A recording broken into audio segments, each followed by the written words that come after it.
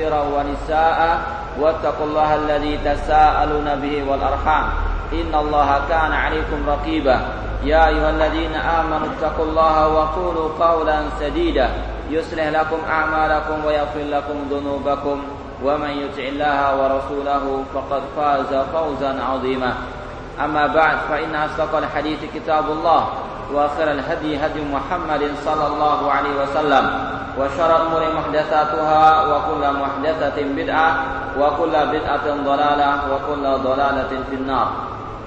Ikhwani fillah rahimani wa rahimakumullah. Kita lanjutkan kembali kajian kitab Lum'atul I'tiqad oleh Syekh Al-Imam Al-Allamah Muwafaquddin Abdullah bin Ahmad bin Qudamah Al-Maqdisi alaihi rahmatullah. Pada pertemuan-pertemuan yang lalu kita telah membahas tentang kaidah-kaidah dalam memahami nama dan sifat Allah Subhanahu wa taala yang disampaikan oleh Syekh Muhammad bin Shalih Al-Utsaimin rahimahullah taala. Sekarang kita akan memasuki pembahasan kitab Lum'atul I'tiqad ini. Yang pertama, Muqaddimatu Sahibil Matan Ibnu Qudamah, yaitu muqaddimah pembukaan pengarang kitab Lum'atul I'tiqad Ibnu Qudamah rahimahullah. Beliau memulai dengan Bismillahirrahmanirrahim. Kemudian Alhamdulillahi al-mahmud bi kulli lisan. Segala puji bagi Allah yang Dia dipuji dengan segala bahasa. Al-ma'budu atau al-ma'budi fi kulli zamani, yang disembah di setiap waktu. Alladzi la yakhlu min ilmihi makanun, yang tidak ada suatu tempat pun yang tidak diketahuinya. Wala yashghaluhu sya'nun an sya'nin, dan tidak ada sesuatu hal yang bisa menyibukkan dirinya dari hal yang lainnya.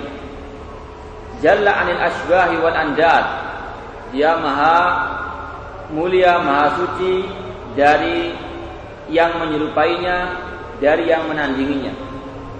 Wa tanazzaha 'anis sahibati wal aulad, Allah disucikan dari as-sahibah, istri dan juga anak-anak. Wa nafadha hukmahu fi jami'il ibad, Dia Allah memberlakukan hukumnya pada semua hamba-hambanya. La tumathiluhu al-uqulu bitafkir, akal-akal manusia tidak bisa menyerupakan sesuatu dengannya di dalam pemikirannya, atau akal-akal manusia tidak sampai kepada penyerupaan terhadap Allah Subhanahu wa taala. Wala tatawahamuhul qulubu bitaswir, hati-hati atau benak manusia itu tidak bisa menggambarkan tentang zatnya Allah Subhanahu wa taala. Laisa kamitslihi syai'un wa huwas sami'ul basir. Dia Allah tidak ada sesuatu pun yang serupa dengannya, dan Dia Maha mendengar lagi Maha melihat. Lahul asmaul husna, Allah memiliki nama-nama yang baik. Wasifatul ula, dan sifat-sifat yang mulia. Ar-Rahmanu 'alal 'arsy istawa, Allah Ar-Rahman yang Maha Penyayang bersemayam di atas arsy. Lahu ma fis samawati wa ma fil ardi wa ma bainahuma wa ma tahta tsara, baginya apa yang ada di langit dan apa yang ada di bumi, dan apa yang di antara keduanya dan apa yang di bawah bumi. Wa in tajhar bil qawli fa innahu ya'lamu sirra wa akhfa, jika engkau mengeraskan suara, mengeraskan ucapan, maka Dia mengetahui yang sirra, yang rahasia maupun yang tersembunyi. Ahata bi kulli syai'in ilma, Allah ilmunya maha meliputi segala sesuatu. Wa qahara kulla makhluqin izzatan wa hukma, Allah menguasai setiap makhluknya dengan kemuliaan dan hukum-hukumnya. Wa wasi'a kullu syai'in rahma wa wasi'a kullu syai'in rahmatan wa ilma, Allah juga meliputi rahmatnya dan ilmunya segala sesuatu. Rahmat Allah dan ilmunya meliputi segala sesuatu. Ya'lamu ma baina aydihim wa ma khalfahum wa la yuhituna bihi ilma, Dia Allah mengetahui apa yang ada di belakang mereka, dan apa ada yang di depan mereka, dan apa yang di belakang mereka, dan mereka manusia tidak bisa meliputi Allah Subhanahu wa taala atau meliputi ilmunya Allah Subhanahu wa taala. Mausufun bima wasafa bihi nafsahu fi kitabil azim. Allah disifati dengan sifat-sifat yang Allah mensifatkan dirinya dengannya di dalam Al-Qur'an Al-Azim dan yang telah disifatkan oleh nabinya sallallahu alaihi wasallam Al-Karim yang mulia. Ini pembukaan atau muqaddimah kitab Lum'atil Al-I'tiqad. Di sini yang perlu kita sampaikan bahwasanya tidak harus pembukaan khutbah entah di dalam kitab atau entah di dalam pengajian atau khutbah Jumat atau khutbah Id dengan memulai khutbatul hajah. Ya, khutbatul hajah yang sering kita sampaikan innal hamdalillah itu hukumnya bukan wajib, tapi itu mustahab. Ya, kita sampaikan di sini agar jangan sampai disalahpahami. Kalau tidak pakai khutbatul hajah itu bid'ah Anda. Ya, itu hukumnya sunnah mustahab, afdal, lebih utama. Namun kalau menggunakan yang lain tidak berdosa dan tidak dianggap bid'ah. Kita harus wasat, pertengahan. Tidak boleh kita ghulu, ekstrim, mengatakan bahwasanya khutbatul hajah itu wajib untuk disampaikan pada pembukaan entah di kelas atau di yang lain. Makanya kita dapatkan para ulama terkadang dalam muqaddimah kitab-kitab mereka tidak memakai khutbatul al-hajah. Tapi khutbatul hajah itu sering dipakai oleh Rasulullah SAW dan bukan hukumnya wajib. Kita harus tempatkan sesuatu pada tempatnya, jangan ekstrim dan juga jangan meremehkan. Artinya tidak pernah memakai khutbatul hajah atau bahkan mengatakan khutbatul hajah tidak ada ajarannya atau yang lainnya. Kita harus wasat, ya, mengatakan yang telah diajarkan oleh Rasulullah. Kalau itu wajib, takkan wajib. Kita katakan yang sunnah itu sunnah atau mustahab. Sekarang kita baca syarah penjelasan dari Syekh Muhammad bin Shalih Al-Utsaimin rahimahullah tentang pembukaan atau ucapan Ibnu Qudamah rahimahullah ini. Sekarang kata beliau al-lum'atu. Sekarang Syekh mau membahas tentang apa arti judul daripada buku Lum'atul I'tiqad ini. Al-lum'atu tutlaqu fil lughati ala ma'anin. Al-lum'ah itu dalam segi bahasa banyak sekali artinya. Di antaranya al-bulghatu minal aish. Al-bulghatu minal aish, yaitu mencukupkan dari apa? Al-aish, pekerjaan ataupun ma'isyah. Al-bulghatu ma'ish, atau cukup dengan pekerjaan yang ada.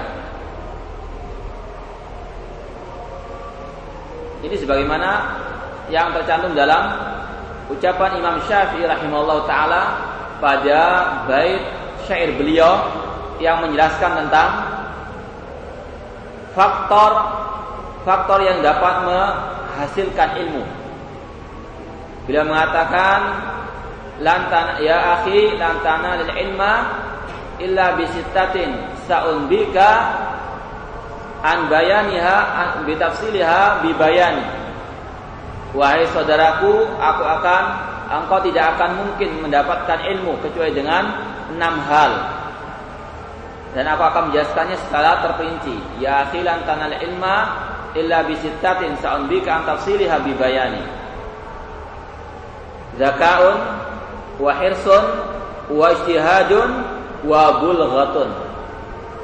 Bulghatun ini yang dimaksud dengan al-bulghatu minal aish.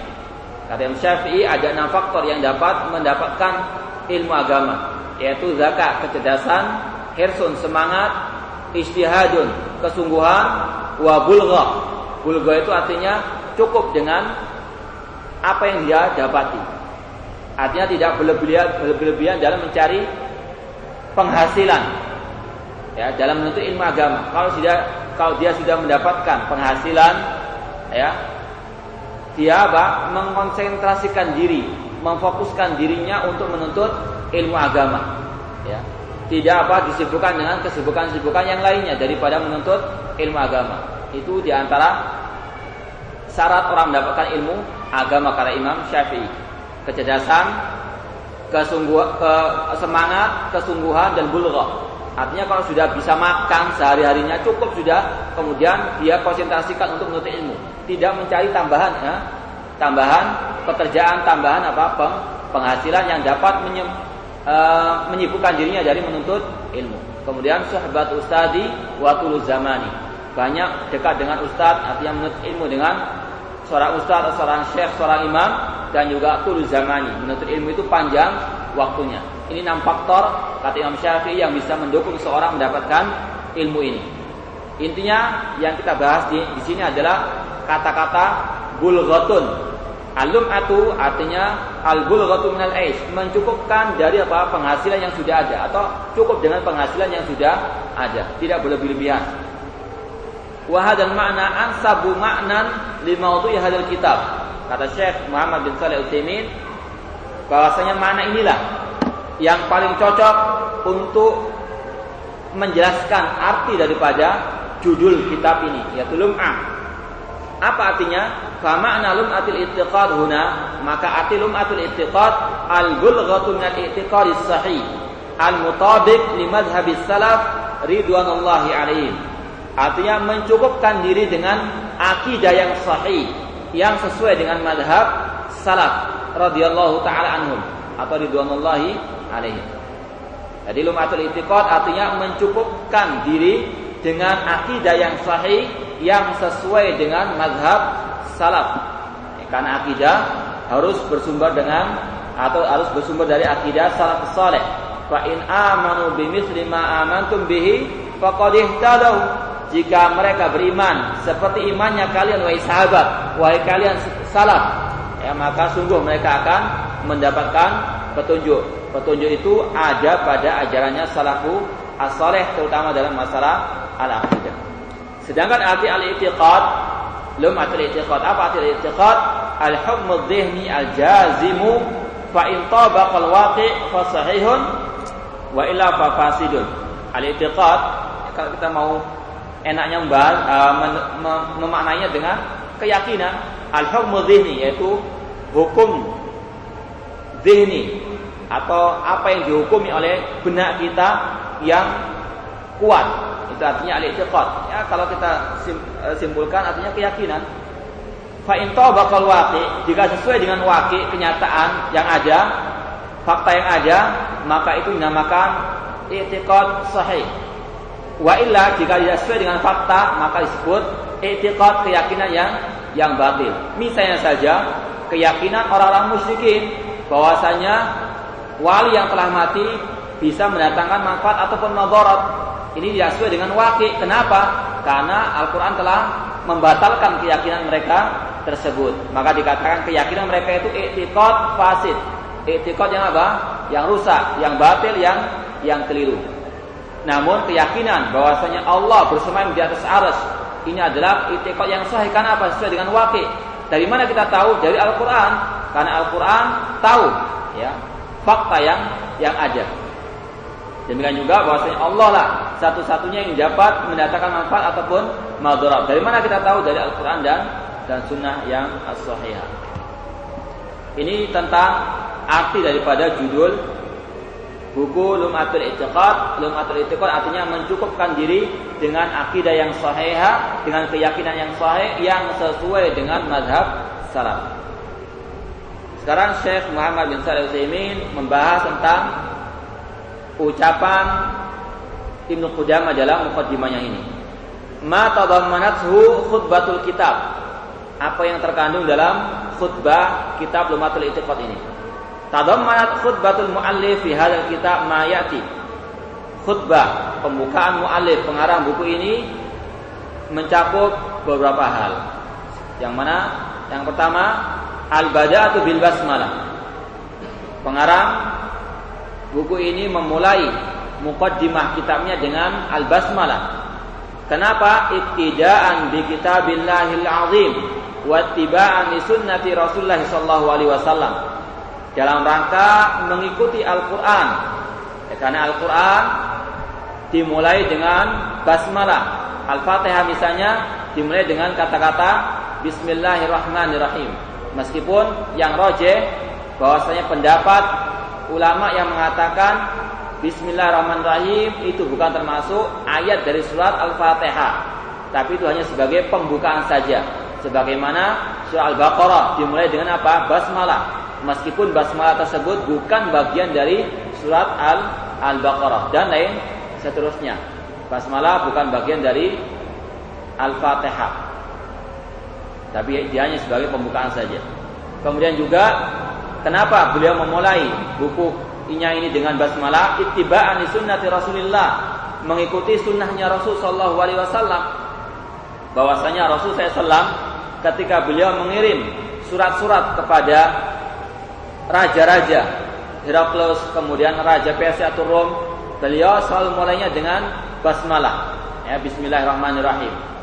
Oleh karena itu kalau kita menulis surat atau menulis buku atau yang lainnya, hendaklah dicantumkan Bismillahirrahmanirrahim dahulu sebagai ittiba kita kepada Rasul sallallahu alaihi wasallam. Wa makna Bismillahirrahmanirrahim, adapun makna Bismillahirrahmanirrahim, ai af'alu syai'a musta'inan wa mutabarrikan bi kulli ismin min asma'illahi ta'ala al-mawsuf birrahmati al-wasi'ati. Arti Bismillahirrahmanirrahim adalah saya melakukan ini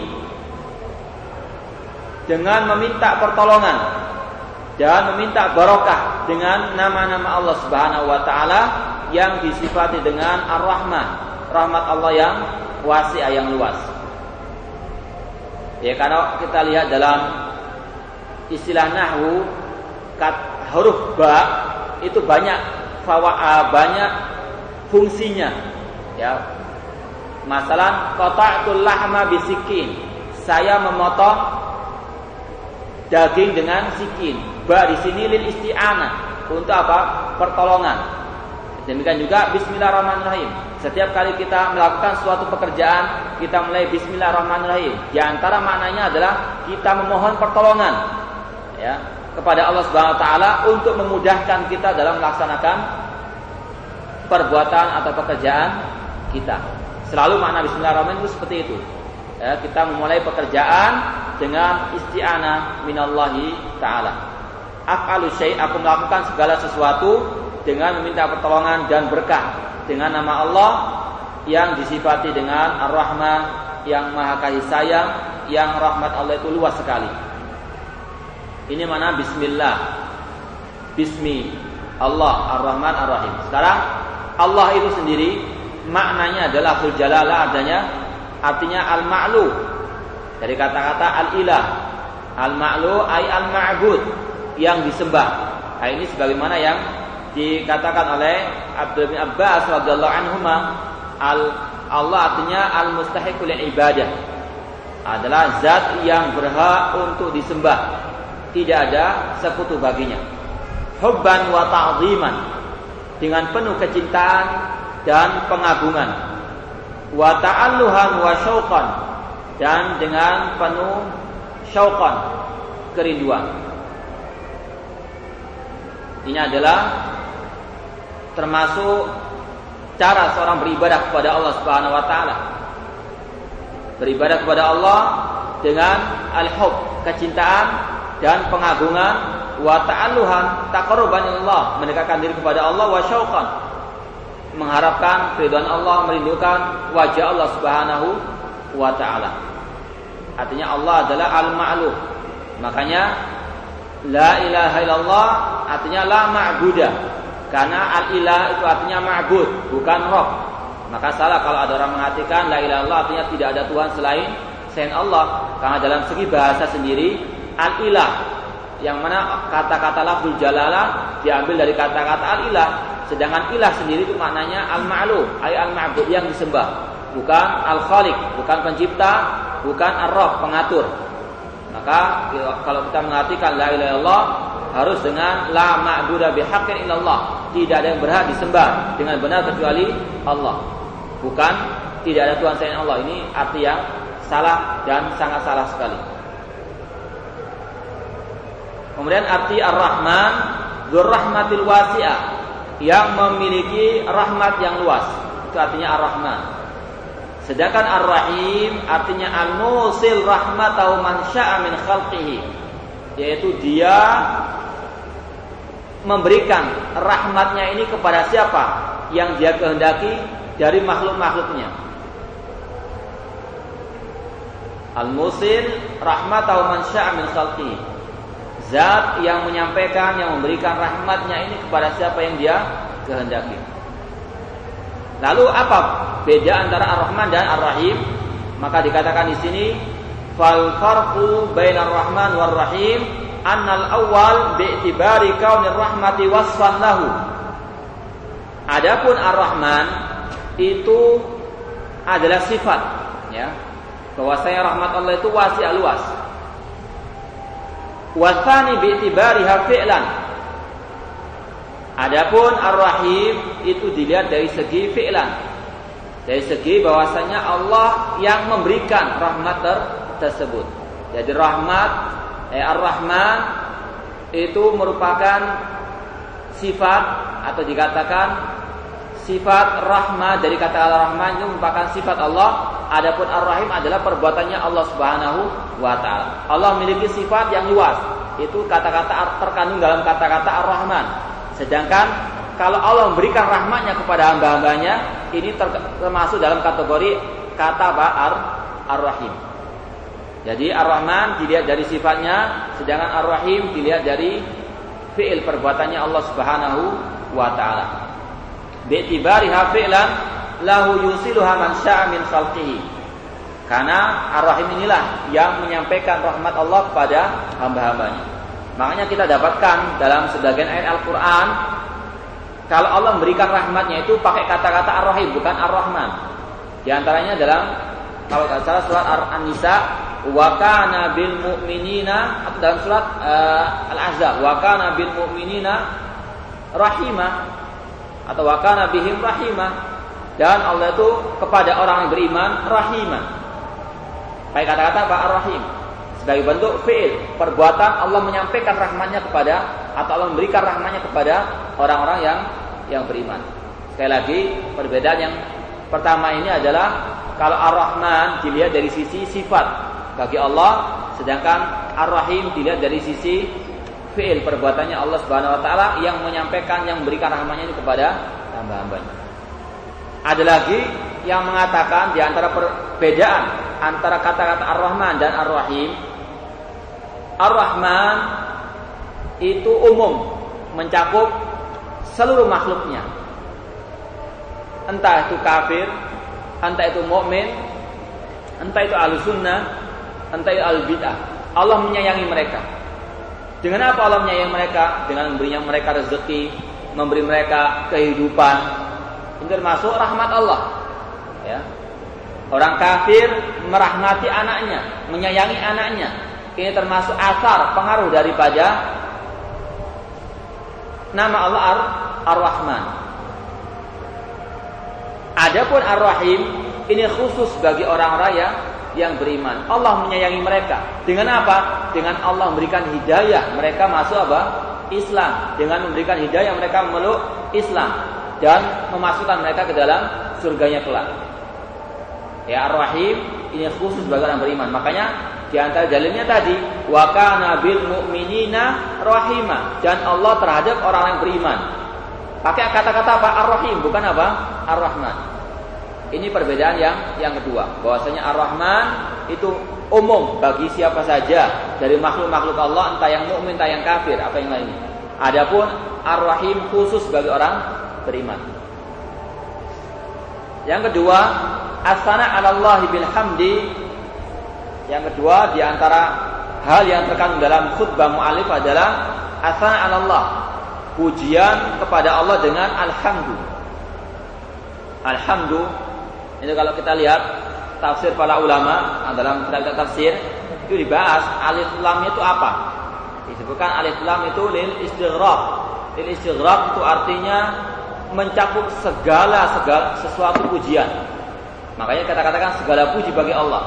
Itu terkandung dalam kata-kata alif dan lam yang dinamakan alif lam lil istighraq, mencakup segala pujian.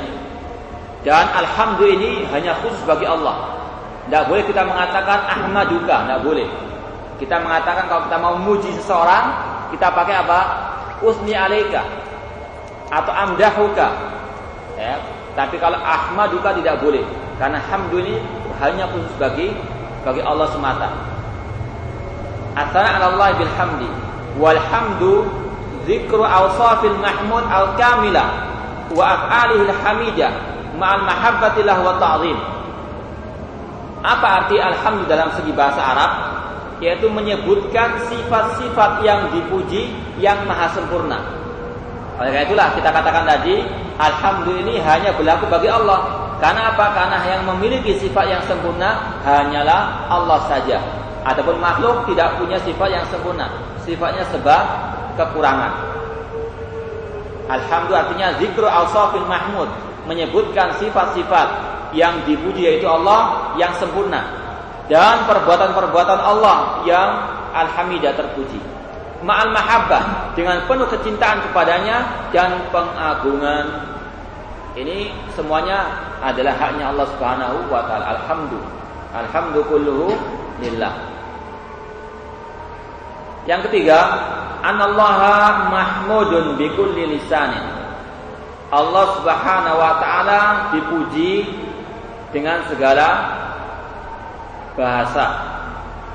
Artinya di sini bisa kita memuji Allah dengan memakai bahasa Indonesia, dengan memakai bahasa-bahasa yang lain, selama pada waktu-waktu yang tidak diikat oleh Allah Subhanahu wa taala.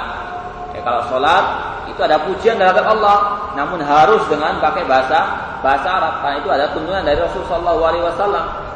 Kecuali bagi yang belum bisa menghafalkan, dia baru masuk Islam misalnya, dibolehkan. Ya, dia memakai bahasa Indonesia atau memakai tasbih tanpa zikir-zikir yang ada yang sudah kita hafalkan. Ini untuk permulaan saja. Ya, kalau ada orang misalnya masuk Islam, ya baru masuk Islam, nggak tahu bahasa Arab, nggak tahu bisa menghafalkan, suruh saja sholat gerakan-gerakannya saja. Ya, memuji Allah dengan apa yang dia ketahui daripada bahasanya, yang penting memuji Allah Subhanahu wa taala.